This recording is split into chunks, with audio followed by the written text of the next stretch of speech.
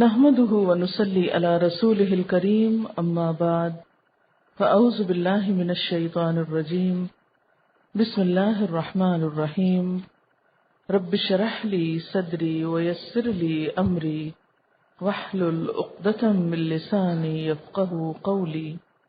اللہ تعالیٰ کا کوئی بھی حکم چھوٹا ہو یا بڑا، اس کی حیثیت کیا ہے؟ ایک آرڈر کی ہے، آفیشیل آرڈر کی۔ وہ اللہ رب العزت بلند ترین ہستی کا ایک حکم ہے اپنے بندے کے لیے۔ جب بندہ اس کو اگنور کرتا ہے، اس کا انکار کرتا ہے، اس کو نہیں مانتا، تو یہ کوئی چھوٹی سی بات نہیں۔ یہ دراصل کیا ہے؟ سرکشی ہے، تکبر ہے، خود کو بڑی چیز سمجھنا کہ اللہ تعالیٰ آپ جو کہتے ہیں کہتے رہیں، ہم تو وہی کریں گے جو ہمارا دل چاہے گا، ہمیں اس سے کوئی فرق نہیں پڑتا کہ حکم اللہ کا ہے یا کسی اور کا، بس ہم کر رہے ہیں جو کر رہے ہیں۔ وہ اپنے عمل سے ایسے ہی رویے کا مظاہرہ کرتے ہیں۔ اب اگر ایک شخص نہیں مانتا، نہ مانے، خاموشی سے چلا جائے، اور ایک شخص نہ ماننے کے بعد اگلا کام کیا کرتا ہے؟ ان کے اندر نکتہ چینی کرتا ہے، ان کے اندر عیب چینی کرتا ہے۔ یہ اور زیادہ بری چیز ہے، یہ زیادہ سنگین برائی ہے، اور جب یہ دو مل جاتی ہیں تو پھر خیر باقی ہی نہیں رہتی کوئی۔ مثلا ایک سوالی آتا ہے کسی کے پاس، وہ اس کا دروازہ کھٹکھٹاتا ہے، دینے والا دینے سے انکار کرتا ہے، اور مزید مانگنے والے سے ذلت آمیز سلوک کرتا ہے۔ ایک شخص نے صرف دینے سے انکار کیا، ایک شخص نے مانگنے والے کی بے عزتی بھی کر دی۔ زیادہ سنگین برائی کیا ہے؟ اسلام کے ساتھ لوگوں کا کچھ رویہ ایسا ہی ہوتا ہے، نمبر ایک مانتے نہیں، نمبر دو اس میں کیڑے نکالتے ہیں۔ یہ ہے وَاسْتَكْبَرُوا عَنْهَا، کہ جو ہم سوچتے ہیں، جو ہم کہتے ہیں، جو ہم کر رہے ہیں وہ زیادہ بہتر ہے۔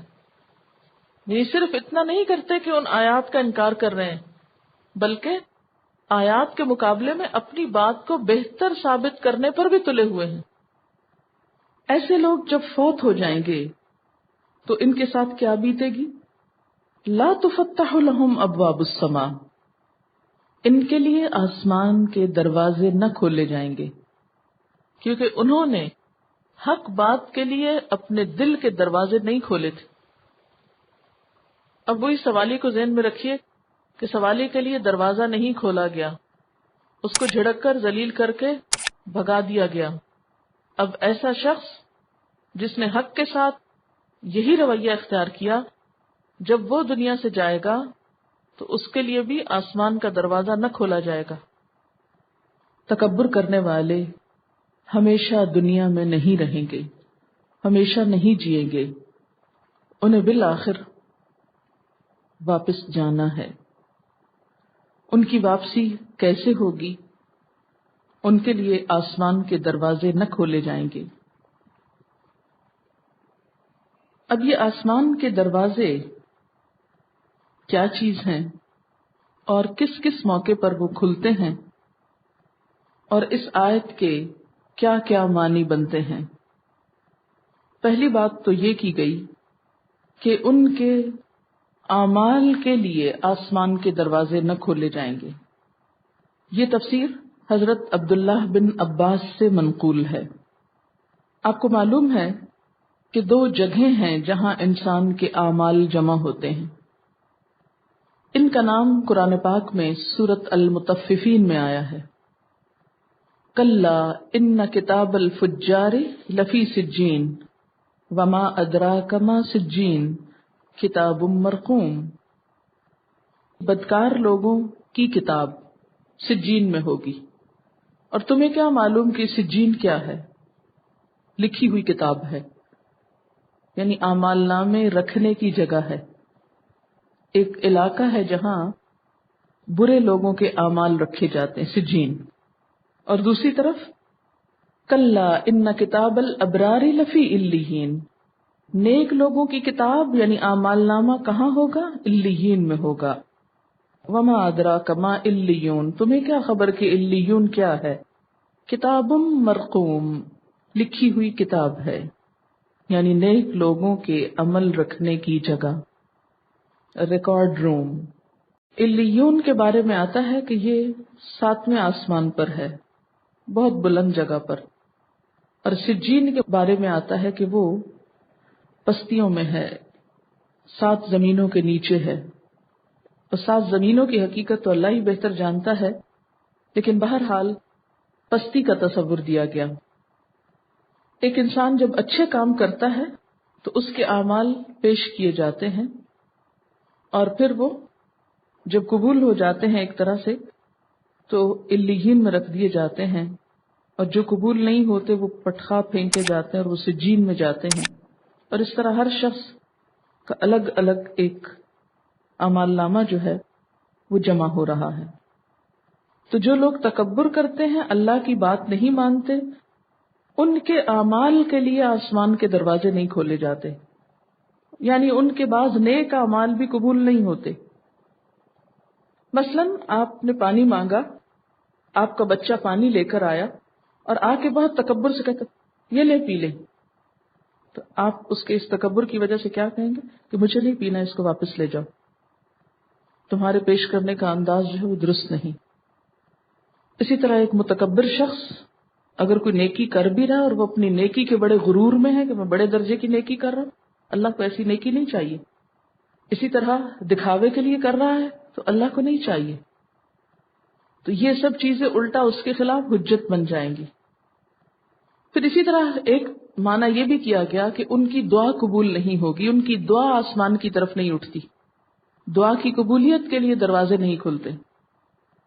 جیسے آتا نا کہ مظلوم کی دعا 7 آسمانوں کے پار اللہ کے حضور جلد پہنچ جاتی، عرش الہی تک پہنچتی، تو وہ 7ویں تک کیسے پہنچتی ہے؟ دروازے کھلتے جاتے ہیں تو تب پہنچتی ہے نا، یعنی اس میں اتنی طاقت ہوتی ہے یا وہ اتنی اہمیت رکھتی ہے کہ وہ سیدھی چڑھتی چلی جاتی۔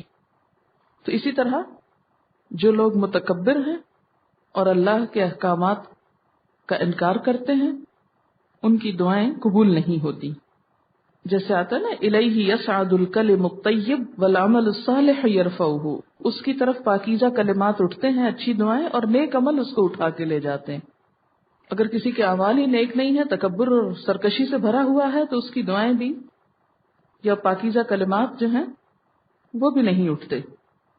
اور تیسرا مفہوم جو میں شروع میں ذکر کر چکی ہوں، وہ بھی حضرت عبداللہ بن عباس اور دوسرے صحابہ کرام رضوان اللہ علیہم سے منقول ہے، اور وہ ہے ان کی روحیں، ان کی روح کے لیے آسمان کے دروازے نہیں کھولے جاتے۔ اس کی تائید ایک حدیث سے ہوتی ہے جو حضرت برا بن عازب کی ہے، اسے ابو داؤد، نسائی، ابن ماجہ اور احمد نے روایت کیا ہے۔ اس کا اختصار یوں ہے، نبی صلی اللہ علیہ وسلم کسی انصاری صحابی کے جنازے میں تشریف لے گئے۔ ابھی قبر کی تیاری میں کچھ دیر تھی تو ایک جگہ بیٹھ گئے اور صحابہ کرام آپ کے گرد خاموش بیٹھ گئے۔ آپ نے سر مبارک اٹھا کر فرمایا کہ مومن بندے کے لیے جب موت کا وقت آتا ہے تو آسمان سے سفید چمکتے چہروں والے فرشتے آتے ہیں جن کے ساتھ جنت کا کفن اور خوشبو ہوتی ہے، اور وہ مرنے والے کے سامنے بیٹھ جاتے ہیں۔ پھر فرشتہ موت حضرت اسرائیل علیہ السلام آتے ہیں اور اس کی روح کو خطاب کرتے ہیں کہ اے نفس مطمئنہ، رب کی مغفرت اور خوشنودی کے لیے نکلو۔ اس وقت اس کی روح اس طرح بدن سے آسانی سے نکل جاتی ہے جیسے کسی مشکیزے کا دہانہ کھول دیا جائے، جیسے بوتل کا ڈھکن کھول دیا جائے تو اس کا پانی نکل جاتا ہے۔ اس کی روح کو فرشتہ موت اپنے ہاتھ میں لے کر ان فرشتوں کے حوالے کر دیتا ہے۔ یہ فرشتے اس کو لے کر چلتے ہیں جہاں ان کو کوئی فرشتوں کا گروہ ملتا ہے، یعنی آسمان کی طرف جاتے ہیں، وہاں سے کچھ اور فرشتوں کے گروہ اتر رہے ہوتے ہیں زمین کے کام پہ آنے کے لیے، جس کا ذکر قرآن پاک میں مختلف جگہوں پہ ملتا ہے کہ فرشتے آتے جاتے ہیں۔ وہ پوچھتے ہیں یہ پاک روح کس کی ہے؟ یہ حضرات اس کا وہ نام لیتے ہیں جو عزت و احترام کے لیے اس کے لیے دنیا میں استعمال کیا جاتا تھا، اور کہتے ہیں کہ یہ فلاں ابن فلان ہے، یعنی فلاں کا بیٹا ہے یا بیٹی ہے، یہاں تک کہ یہ فرشتے روح کو لے کر پہلے آسمان پر پہنچتے ہیں اور دروازے کھلواتے ہیں، دروازہ کھولا جاتا ہے، یہاں سے اور فرشتے بھی ان کے ساتھ ہو لیتے ہیں، یہاں تک کہ ساتویں آسمان پر پہنچتے ہیں۔ اس وقت اللہ تعالیٰ فرماتے ہیں کہ میرے اس بندے کا اعمال نامہ علیین میں لکھو اور اس کو واپس کر دو۔ یہ روح پھر لوٹ کر قبر میں آتی ہے، اور قبر میں حساب لینے والے فرشتے آ کر اس کو بٹھاتے اور سوال کرتے ہیں کہ تیرا رب کون ہے، تیرا دین کیا ہے؟ وہ کہتا ہے کہ میرا رب اللہ ہے اور دین اسلام ہے۔ پھر سوال ہوتا ہے کہ یہ بزرگ جو تمہارے لیے بھیجے گئے وہ کون ہیں؟ وہ کہتا ہے اللہ کے رسول ہیں۔ اس وقت آسمان سے ایک آواز آتی ہے کہ میرا بندہ سچا ہے، اس کے لیے جنت کا فرش بچھا دو اور جنت کا لباس پہنا دو اور جنت کی طرف اس کا دروازہ کھول دو۔ اس دروازے سے اس کو جنت کی خوشبوئیں اور ہوائیں آنے لگتی ہیں، اور اس کا نیک عمل ایک حسین شکل میں، ایک خوبصورت انسان کی شکل میں اس کے پاس اس کو مانوس کرنے کے لیے آ جاتا ہے۔ ایک اور روایت میں قرآن کے بارے میں آتا ہے کہ قرآن ایک خوبصورت شکل میں انسان کی اس کے پاس ہو لیتا ہے، جس سے وہ انسان پھر گھبراتا نہیں، ایک کمپنی مل جاتی اس کے بالمقابل کافر اور منکر کا جب وقت موت آتا ہے تو آسمان سے سیاہ رنگ محیب صورت یعنی خوفناک شکل والے فرشتے خراب قسم کا ٹاٹ بوریا لے کر آتے ہیں اور اس کے سامنے آ کے بیٹھ جاتے ہیں۔ پھر فرشتہ موت اس کی روح اس طرح نکالتا ہے جیسے کوئی خاردار شاخ گیلی اون میں لپٹی ہوئی ہو، اس میں سے کھینچی جائے، اس طرح یہ روح نکلتی ہے، یعنی پھٹ پھٹا کے، اور اس کی بدبو مردار جانور کی بو سے بھی تیز ہوتی ہے۔ فرشتے اس کو لے کر چلتے ہیں، راہ میں جو دوسرے فرشتے ملتے ہیں تو پوچھتے ہیں یہ کس کی خبیث روح ہے؟